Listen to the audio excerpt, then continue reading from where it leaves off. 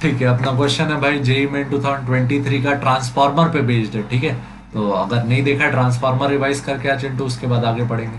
N ideal transformer with purely resistive load operates at 12 kilo volt on primary side. तो primary voltage हमको दिया हुआ है क्या, 12 kilo volt. It supplies electrical energy to a number of near by houses at 120 volt.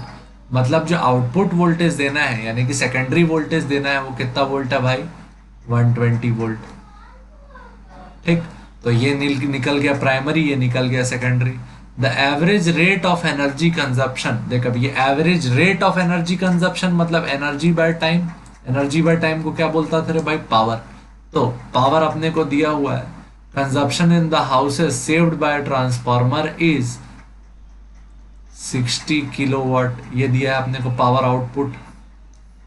The value of resistive load required in the secondary circuit would be, resistance बताना है हम लोग को किसका, सेकेंडरी सर्किट का।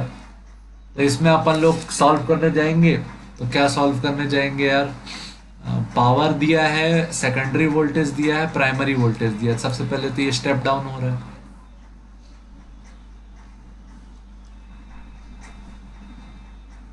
ठीक है, यहीं से काम होगा यार। क्या फॉर्मूला लिखते हो, देखो voltage secondary into current secondary is equal to, क्या लिखते हो, voltage secondary into current secondary is equal to power. Secondary voltage दिया है क्या, 120 इंटू करंट सेकेंडरी बराबर पावर कितना हो गया, 60 किलो वाट। 60 इंटू 10 के पावर 3, ये जीरो से ये जीरो कट गया, ये हो गया 2।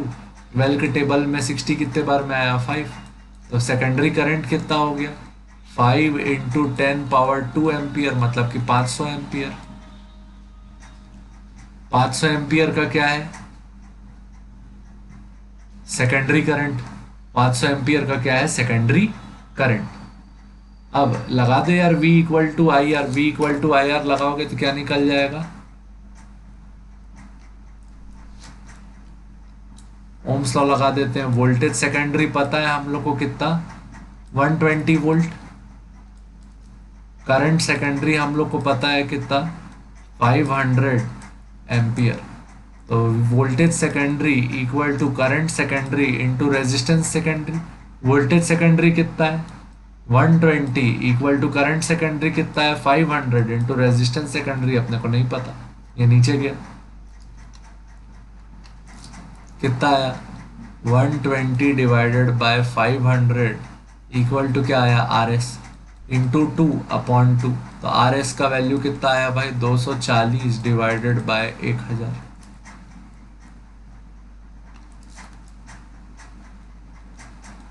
240 इंटू 10 की पावर -3 ओम, 10 की पावर -3 को मिली लिख दी, तो 240 मिली ओम, ये अपना आंसर हो गया।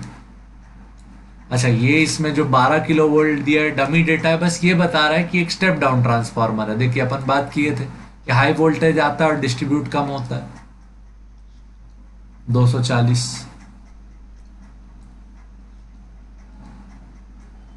ठीक, ये दूसरा फॉर्मूला लगा दिए, अपना भी ठीक है चलेगा, इससे आ जाएगा भाई आंसर, ठीक है।